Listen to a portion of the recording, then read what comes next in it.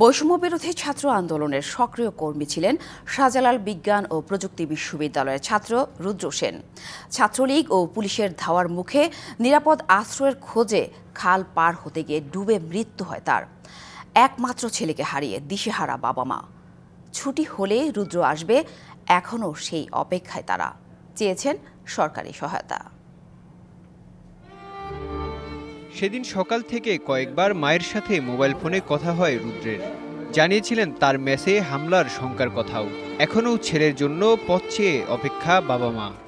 সম্পদ যখন সব শেষে যার গেছে সেই বুঝতে পারছে, তাছাড়া আর কেউ বুঝবে না। এখনো মনে করি সে বোধহয় বিশ্ববিদ্যালয়ে পড়তেছে, ওখানে আসে। 250-টিরও বেশি ডিজাইন অপশন নিয়ে ওয়ালটন স্মার্ট ফ্রিজ, বোঝে আপনার প্রয়োজন।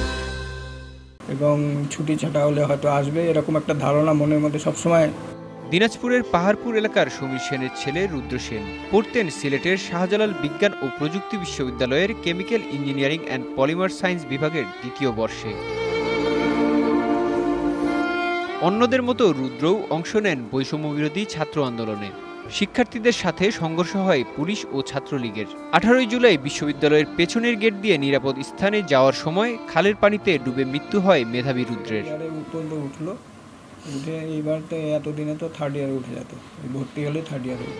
রুদ্র সেনের মৃত্যুর ঘটনায় জড়িতদের দ্রুত বিচার নিশ্চিতের দাবি স্বজন ও সহপাঠীদের।